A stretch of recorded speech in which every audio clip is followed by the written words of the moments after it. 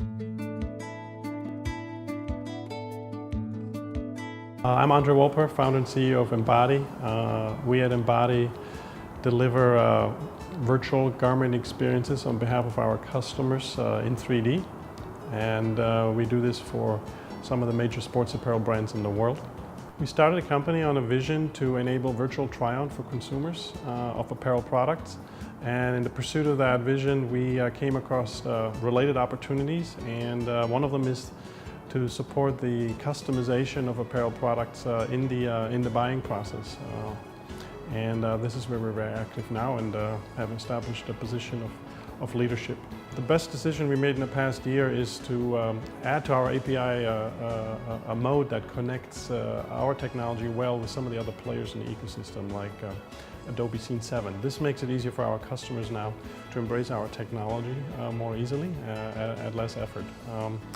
The other decision we made is to invest in a hosted version of our software, which is the main method we sell our software now and our services.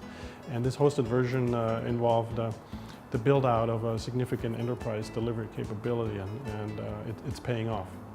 Innovate and delight your customer. And the recipe for delight is pretty simple.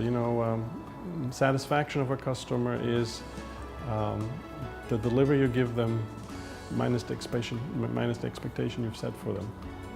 And if the expectation is greater than what you'll deliver, they won't be delighted. So flip that. My name is Larry Drivas. I'm founder and CEO of a company called Janrain. We have a platform that allows websites to outsource the entire user management functionality, everything from authentication to storing data, to helping that data really run their business in a better way.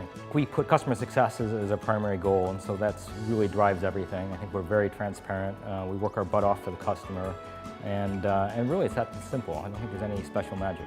Failure is, I think, part of pushing yourself, and so if you're not failing, that's a problem. We have failures every day, projects that we spend a year on that maybe still aren't ready for market and we need to restart. So I'm happy that we're in an environment, I think, as a company where we can learn from our failures and that really no one dies as a recourse.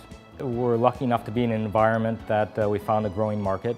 There's still a lot of risk, and so I think that's something I've been lucky to have a good dose of before this venture. And so some of the ups and downs don't maybe affect me like they would have if I didn't have that previous experience. For entrepreneurs who are looking for advice, I would say don't listen to any advice. And it's really, if you really have passion for solving a problem and you think there's a market for that, go do it and don't give up.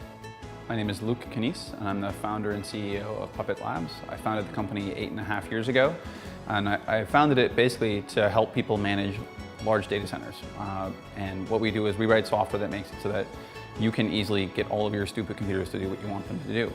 You bought the computers for a reason, but rather than having a person go out to each machine and configure it directly to do all the work it's supposed to do, you explain to Puppet how you want your infrastructure to look, whether you want web servers, mail servers, database servers, and then Puppet takes those instructions, takes those directions, and goes and makes that happen. One of the key aspects of Puppet is as you make changes to that definition over time, as you add servers, do software updates, Puppet can automatically deploy those changes for you too. So it's not a one-time thing, it's a always on, always correct definition of your entire infrastructure, and then a constantly maintained correction to the infrastructure to make sure everything is correct.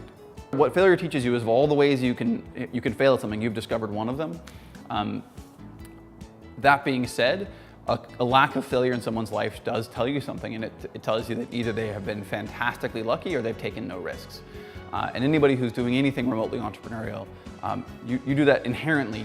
By definition, it's a risk. If everyone agreed it was a good idea, you would have so much competition it would no longer be a good idea. Well, the best thing about being an entrepreneur for me is a single notion: self-empowerment. The idea of to be able to chart your own course and make correction and pursue your vision all the way through. The biggest thrill is when you sort of see the team solve problems by themselves, or you find out that a problem was created and solved and you didn't even know about it, and that means you really got the right team, and there's nothing more rewarding than sitting in a sales pitch and listening to your team present to a customer and it's going perfect. If you stay close to the customer, I think you have to stay innovative.